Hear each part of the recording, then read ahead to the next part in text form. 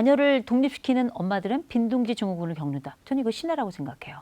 모두의 이야기가 아니라 오히려 더 일부의 이야기라고 보는 거고요. 또 중년이 되면 우울해진다. 중년이 되면 지능이 떨어진다. 다 신화에 가깝습니다. 그럼 우린 빈둥지 시기라고 하는 그 시기에 진짜 뭘 해야 그 이후의 삶이 빈둥지 증후군을 앓았건 앓지 않았건 간에 더 자유로울 수 있을 것인가?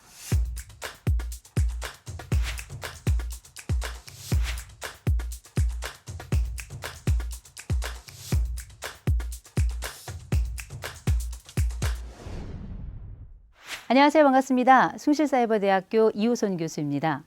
되게 빈둥지 증후군이라고 하는 게 나에게는 여러 가지 특징으로 올 수 있는데 대표적인 게 우울감이에요. 공허함이고요. 절망감이고요. 밥맛이 떨어지고요. 아무것도 하기 싫고요. 어떨 때는 애들 생각하고 그럼 막 눈물이 막 나고요. 근데 그 눈물이 정말 좋았어요. 눈물이 아니라 이제 어떡하지? 나는 이제 뭐지? 이런 생각이 드는 건데 이게 경계가 아주 모호합니다. 이게 빈둥지 증후군인지 아니면 요 중년기에 나타나고 폐경기가 함께 겹치면서 나타나는 일련의 우울증인지 이게 굉장히 경계가 모호해요. 그게 함께 나타날 수도 있고요. 분명한 건 우리가 아이들을 키워보신 분들은 아시겠지만 어떤 방식으로든지 나의 에너지와 열정과 이런 모든 것들을 또 경제적인 부분까지 꾸준히 계속 투자를 하게 되면 그 투자의 자리를 우리 뭐라고 부르는가? 사랑이다. 이렇게 부르고요. 이 사랑의 자리가 좀 지나치면 우리가 이거를 집착이다 혹은 강박이다 이렇게 부를 텐데 부모는 어쩌면 아이를 낳는 순간부터 거의 강박증 환자에 가깝다고 보시면 될 것 같아요. 아이에게 모든 24시간을 모든 감각을 다 아이들에게 집중하면서 완전히 아이들에게 거의 몰입하면서 그렇게 지내기를 보통 한 20년 정도 지내면 그리고 조금 더 길게 청소년기를 길게는 한 24년까지 잡으니까 한 25년 정도 애를 쭉 그렇게 집중하고 몰입하고 마치 한 연구실에서 하나만 연구하듯이 그렇게 있다가 아이가 후루룩 떠나버리게 되면 그 빈 공간은 아마 이루 말로 할 수 없을 겁니다. 굉장히 힘들고 어렵고 고통스럽고 심지어는 환상이 보이거나 환청이 보이기도 해요. 굉장히 어려운 과정을 겪게 되는 거죠. 그러면 많은 분들은 이 빈둥지 증후군에 대해서 주로 어떻게 느끼고 있는가? 우리가 보통 증후군이라는 말은 기본적으로 질병이 아니에요. 그냥 일련에 나타나는 현상들을 묶은 것이고 이런 현상들이 그 앞에 어떤 말과 붙느냐에 따라서 조금 더 아픔으로 느껴질 수도 있고 사회적인 현상으로만 나타날 수도 있고 이렇게 되는 건데 이 빈둥지 증후군은 우리가 흔히 주부 우울증, 한시적인 우울감 요걸 우리가 빈둥지 증후군이다 이렇게 부른다면 이거는 질병이라고 한다면 질병이라고 할 수 있겠죠. 그러나 실제 질병이 아니라고 생각하기 때문에 증후군이라는 말을 붙였다라고 보시면 될 것 같아요. 그런데 모두에게 질병이 아는 건 아니에요.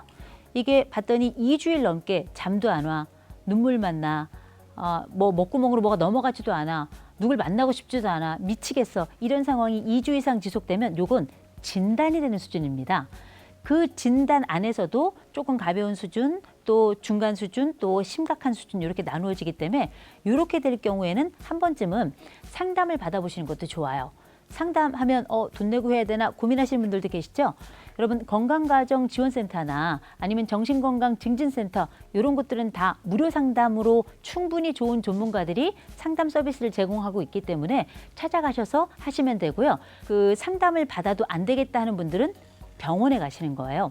병원에 가셔가지고 내가 사실 이러이러한 어려움이 있습니다 라고 말씀하시면 되는데 참 놀랍게 빈둥지 증후군을 심각하게 앓는 분들은 보면 그 이전에 우울증을 앓았던 분들 비율이 굉장히 높아요. 그게 산우울증이 됐건 아니면 산중 우울증이 됐던 생애 우울증의 경험이 있던 분들이 빈둥지 증후군을 앓는 경우가 꽤 있기 때문에 여러분들 기억하시고 내가 그 전에 우울증 이력이 있었어 하는 분들은 한 번쯤 병원에 찾아보시기를 좀 권하고요. 근데 이건 아주 극단적인 예고요. 흔히 현대인의 감기 하면 우울증 얘기하잖아요. 그런데 누구나 다 우울감이 느껴질 수 있지만 우울증까지 가는 경우는 많지 않아요. 그런데 우리는 우울증을 마치 모두가 다 겪는 것처럼 느끼잖아요. 그런 것처럼 어쩌면 나는 빈둥지 증후군을 겪었나? 한번 생각해 볼 필요가 있다는 거죠. 그 전에 제가 질문 하나 드릴게요. 여러분들 중에 나는 사춘기를 아주 제대로 겪었다 하는 분. 아주 혹독했어. 아주 자욱이 확 났어. 이런 분. 엄마 아버지 사돈의 팔종까지 다 내 걱정으로 일상이 안 돌아갔어. 이런 분 계세요? 계실 수도 있을 겁니다. 그런데 저희가 한 반에 저희가 중고등학교를 다닐 때는 한 반이 70명이었어요. 근데 한 반에 막 70명, 60명 막 이럴 때 학교를 다니면 그중에 혹독하게 사춘기를 보내는 애들은 보통 10명 이내 혹은 2~3명 정도밖에 되지 않았습니다. 그런데 빈둥지 증후군은 어떨까? 어쩌면 인생의 사춘기를 넘어서 사축이라고 할 만한 고 중년기에 맞게 되는 새로운 상황의 변화에 누군가는 혹독하게 몸부림을 치면서 앓을 수도 있는데 놀랍게 정말 그런가는 아무도 생각을 하지 않는다는 거죠. 그런데 의외로 자녀들을 독립시켰다 하는 분들에게는 다른 현상이 나타나는 경우가 굉장히 많더라는 겁니다. 그게 바로 뭔가 아이들을 독립을 막내까지 딱 시키고 났더니 빈자리가 있긴 있어. 있긴 있는데 오히려 나는 굉장히 자유로웠다. 이런 진술이 너무 많았고요. 오히려 애들 딱 떠나고 나서 나는 제2의 직업을 가지려고 준비하고 있다. 심지어 다이어트를 이제 제대로 할 수 있을 것 같다. 하나 더 나아가서는 나는 그전에 못했던 여행도 계획하고 있고 개모임에서 못 갔던 그 약속 나만 못 갔었는데 이제 지키게 되었다. 흔히 우리가 이야기하는 중년 이후의 삶의 계획들이 그때부터 실현이 되기 시작하더라는 거죠. 미국에서 1999년부터 지금까지 쭉 이어오고 있는 일종의 대규모 연구가 있는데요. 흔히 이걸 우리가 이제 그랜트 연구라고 많이 부르는데 이 연구에 보잖아요. 그러면 8,000명의 미국인들을 대상으로 해가지고 10년을 꾸준히 이 사람들의 발달과 변화들을 꾸준히 연구를 하는 거예요. 중년을 중심으로.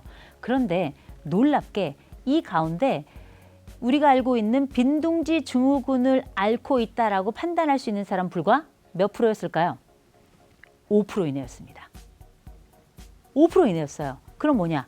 95%는 뭐냔 말이에요. 95%는 오히려 홀가분했다 혹은 나는 그냥 별일 없었다. 그러려니 했다. 이런 사람들이 훨씬 더 많았다는 거예요. 또 우리나라에서도 성공적인 중년 발달에 관련된 연구들이 일어나고 있는데 이 연구들 중에 병리적인 부분을 다루는 논문들은 빈둥지 증후군을 얘기해요.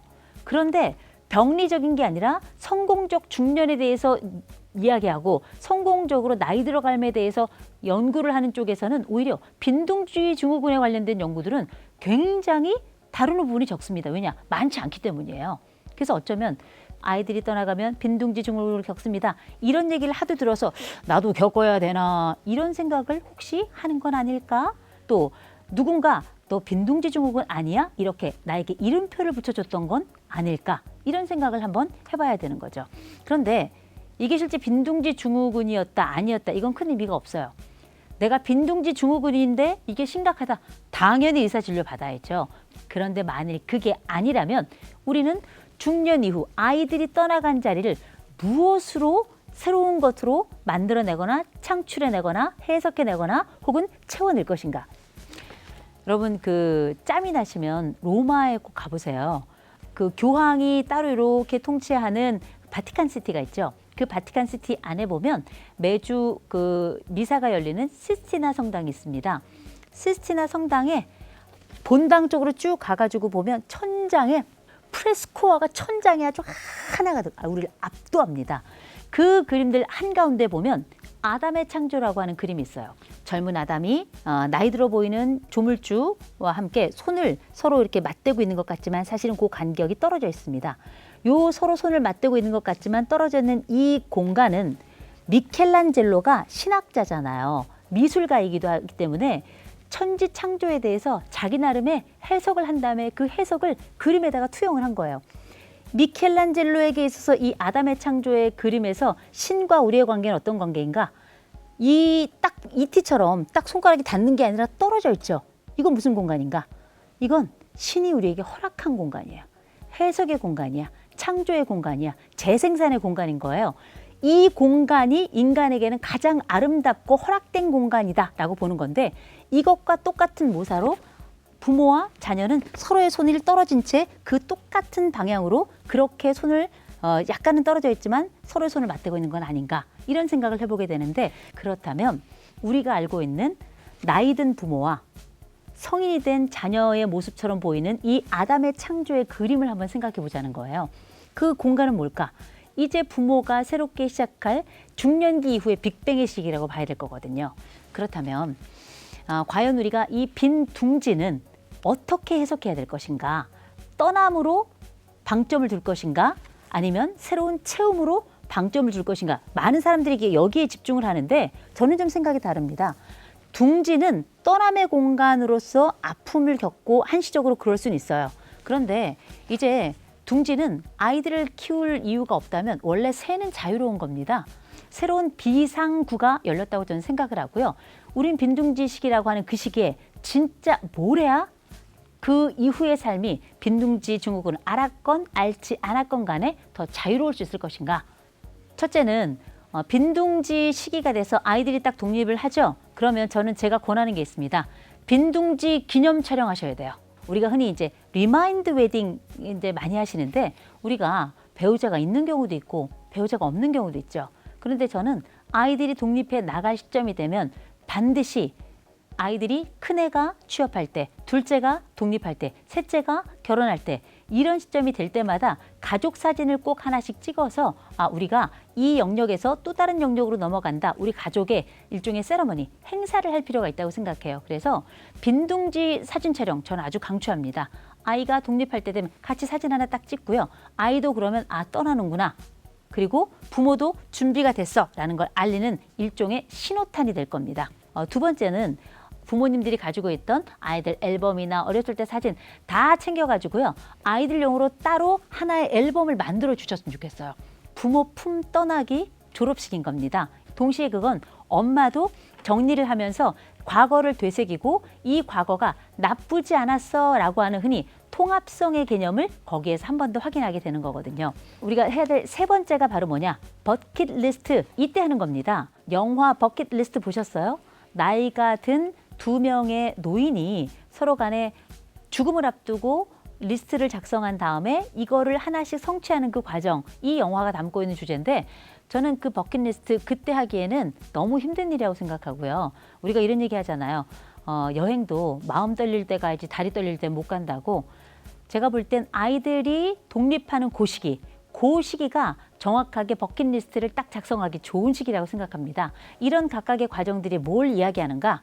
우리가 건강한 분리의 과정이라는 걸 나도 알고 너에게도 얘기해주는 일련의 하나의 세러머니, 하나의 행사를 치르자는 겁니다. 빈둥지가 올까 봐 두려우시죠? 빈둥지를 앓고 있나 잘 모르시겠죠? 걱정하지 마실 게 우리나라 사람들 중에 상당수는 빈둥지가 마치 사춘기가 그냥 겪긴 겪지만 수월하게 지나가는 것처럼 그렇게 지나가더라라는 게 대부분의 진술이고 대부분의 보고입니다. 여러분들 너무 염려하지 마시고요. 걱정된다면 도움을 받으시면 되고요. 그게 아니고 그럭저럭 지낼만 하다 하신다면 활동성을 조금 높이시면 돼요. 그중에서도 규칙적인 활동, 이를테면 일주일에 한 번 어떤 특정 학습 영역에 가서 그게 춤이 되었던 아니면 어떤 배움이 되었던 아니면 어떤 모임이 되었던 꾸준히 참석하는 것. 아무것도 아닌 것 같지만 그걸 중심으로 일주일이 돌아가는 거거든요. 이렇게 규칙적인 패턴을 의도적으로 만드는 것, 이거 굉장히 중요할 거고요. 두 번째, 옆에서 지지해 줄 만한 믿을 만한 친구가 둘 이상 있어. 늘 그 친구들과 만나 하는 분들이 있다면 이분들은 어떻게 여행 계획을 짜시면 됩니다.